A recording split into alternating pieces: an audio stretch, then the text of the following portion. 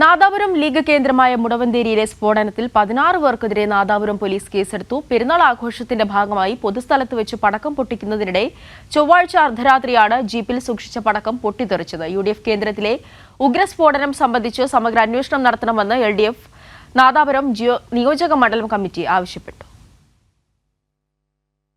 നാദാപുരത്തെ league കേന്ദ്രമായ തൂണേരി മുടവന്തേരിയിൽ ചൊവ്വാഴ്ച അർദ്ധരാത്രിയുണ്ടായ സ്ഫോടനത്തിൽ 16 പേർക്കെതിരെയാണ് നാദാപുരം പോലീസ് കേസെടുത്തത്. മുടവന്തേരി സ്വദേശികളായ മുഹമ്മദ് ആഷിഖ്, സജീർ, ഫവാസ്, ആഷിഖ്, അജിനാസ്, നുഫൈൽ അടക്കം കണ്ടാലറിയാവുന്ന 16 പേർക്കെതിരെയാണ് FIR. അശ്രദ്ധമായി സ്ഫോടക വസ്തുക്കൾ സൂക്ഷിച്ചതിനാണ് കേസ്.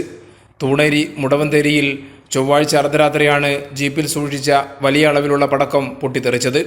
സ്ഫോടനത്തിൽ ജീപ്പ് തകർന്നു. പെരുന്നാൾ ആഘോഷത്തിന്റെ ഭാഗമായി പൊതുസ്ഥലത്ത് റോഡിൽ വെച്ച് പടക്കം പൊട്ടിക്കുന്നതിനിടെയാണ് അപകടം. റോഡരികിൽ പടക്കം സൂക്ഷിച്ച ജീപ്പിനുള്ളിലേക്ക് തീ പടർന്നതാണ് പടക്കശേഖരത്തിന് തീപിടിക്കാനിടയായത്. UDF കേന്ദ്രത്തിലെ ഉഗ്രസ്ഫോടനത്തെക്കുറിച്ച് പോലീസ് സമഗ്രമായ അന്വേഷണം നടത്തണമെന്ന് LDF നാദാപുരം നിയോജക മണ്ഡലം കമ്മിറ്റി ആവശ്യപ്പെട്ടു.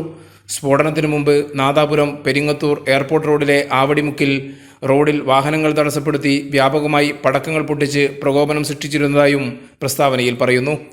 തെരഞ്ഞെടുപ്പ് അടുത്തു വരുന്നതിനിടയിൽ സമാധാന അന്തരീക്ഷം നിലനിൽക്കുന്ന നാദാപുരം മേഖലയിൽ സംഘർഷം സൃഷ്ടിക്കാനുള്ള ബോധപൂർവമായ ശ്രമമാണ് സ്ഫോടനത്തിന് പിന്നിലെന്ന് സംശയിക്കുന്നു. മുഴുവൻ ജനങ്ങളും സമാധാന അന്തരീക്ഷം നിലനിർത്താൻ രംഗത്തുണ്ടാകണമെന്നും LDF കൺവീനർ PP ചാത്തു പ്രസ്താവനയിൽ പറഞ്ഞു. കൈരളി ന്യൂസ്, കോഴിക്കോട്.